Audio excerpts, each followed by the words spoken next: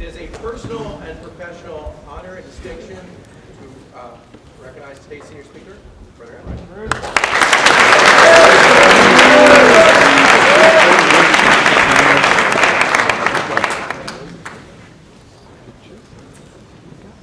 I think it was my idea, but maybe it wasn't. It might have been Bo Webster's idea. Bo has really bad ideas, and generally, my ideas are excellent. And this idea, as my younger brother would put it, is not the best. Everyone needs a haircut, now and then, and usually I go to a woman named Mary. The boys in my family have been getting our haircuts from her since we were born. Actually, my dad gets his haircut at Sports Clips. He insists that he's saving money and that it doesn't bother him that he sits in the waiting area with kids between the ages of 3 and 9. For reference, my dad is 56. His ideas are not the best either. While Mary calls herself a stylist, I consider Mary more of a talk show host with scissors, who is not all that interested in how her guests look by the end of said show. So maybe when it comes to haircuts, I was looking for a plan B all along. Like a significant number of bad ideas, this one was not planned. Just like any other 3rd of November, it was a regular school day, and I had parked my car in the lower lot. Let me stop there since my parents are listening to this speech and will object to that last line. The car is not mine. It's my mom's old Subaru wagon, whom I call Eugene, which has been loaned to me. Thank you, Mom. Back to my story. I'd gotten out of my car and was headed across the parking lot to Cary Hall. I saw, out of the corner of my eye, my buddy Bo Webster pulling into a parking spot.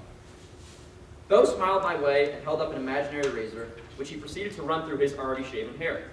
Bo's not a big talker, but his arched eyebrows and head nod made it clear that there was an offer out there. For context, it was the week leading up to the Gilman McDonough game, and the plan had been originally that Ben Weinfeld, Charlie Fenwick, and I would all get buzz cuts in honor of the rivalry. Cowardly, those two backed out, most likely because they were worried about their quote-unquote appearance. Not too sure what they were worried about. Nonetheless, Bo was my stylist that day. And while he didn't talk as much as Mary, I don't remember him doing much pre-cut thinking either. I do remember he bent down to my eye level, seemingly to get some sort of perspective on my head shape. After he made a snide comment about the abnormal divot in the back of my head, Bo powered on his wall razor. I remember thinking at that very moment, there's something off about Bo's hair, but I couldn't put my finger on it. That's when Bo made the first pass with the clippers. The buzzing sound from the trimmers was actually kind of relaxing, and after his first stroke, Bo laughed hysterically, saying, "No going back now." By the time Bo had made his second and third swoop with the trimmers, the relaxation feeling had ended. What I felt now was unease. I then felt hair falling in my arms. Lots of it. The previous day, I had seen a TikTok explaining Elizabeth Kubler-Ross's On Death and Dying book, so I immediately knew what was happening to me, and to some extent, what would be happening to me. There are 5 stages of grief, and I had jumped right onto stage number 1. Denial. The thing is, my haircut did not look that bad. It didn't. Immediately after the cut, I spent a considerable amount of time looking at my reflection in Bo's car windows. My sideburns were cut to about the same length. It was oddly satisfying to feel the now peach fuzz covering my scalp, and there was an overall symmetry to my head that looked, well, pleasing. Sure, I looked like I had just joined the military, but plebes generally looked rugged and tough. I looked fine. You can ask any of my friends that were there, the ones that ended up surrounding Bo's car, and had pretty good hair. You're also welcome to speak with people like Hayden Carpenter, who does not have very good hair. It was a trim. It would grow back. It looked fine. The second stage of grief, anger. 24 hours later, my perspective had changed dramatically. This decision was not really made by me. Bo had misled me about my hair and the way it would look. I did not look cool. I looked like a psychopath. How come no one ever mentioned that my ears stuck out so much? Bo's car windows had been filthy and had not allowed me to truly see the 3 or 4 bald patches on my scalp. I couldn't stand opening up Snapchat only to see Gollum looking back at me. Thank you to Sean McCarthy for that comparison. Something was really wrong with me. So much so that I had to Google bald spots on head. Apparently, Bo had given me male pattern baldness.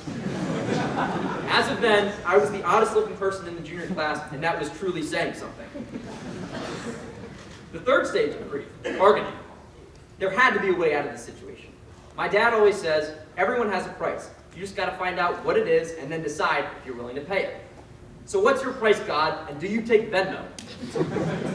If my hair grows back before prom, I promise to be a better son, brother, and teammate. I'll take out the trash immediately after being asked for the 3rd time. I won't flush the toilet when Sawyer's in the shower. I will say encouraging things like, hey man, that goal wasn't your fault, even if that goal was entirely his fault.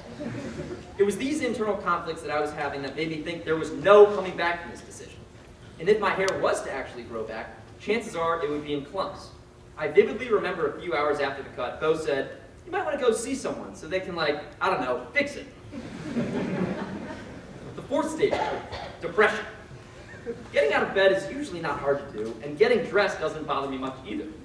But going into the mirror-filled bathroom every morning, man, did that become a struggle. Breakfast with Mom and her, you barely notice it anymore lies, dreadful. I am overall a very happy person, but the horror of looking in my rearview mirror without seeing any hair follicles made me question my overall satisfaction with life at that point.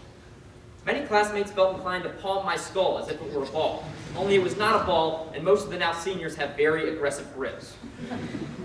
All this unwanted attention had me at a very low point.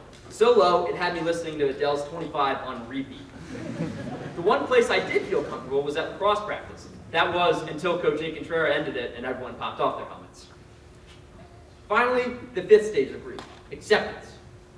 Looking like Jason Bateman was cool, and growing back hair was even cooler. No one knows all the pros that come with the buzz cut until they actually get one. I'll name a few. Your hair is dry the moment you step out of the shower, the cool side of your pillow is 10 times more refreshing, and elderly people will shake your hand and thank you for enlisting. Exactly what happened today. You're welcome, Mr. Broadus. Talk about a guy that buzz cut looks good on, by the way. What I'm trying to say is, hair comes and goes, but decisions are everlasting.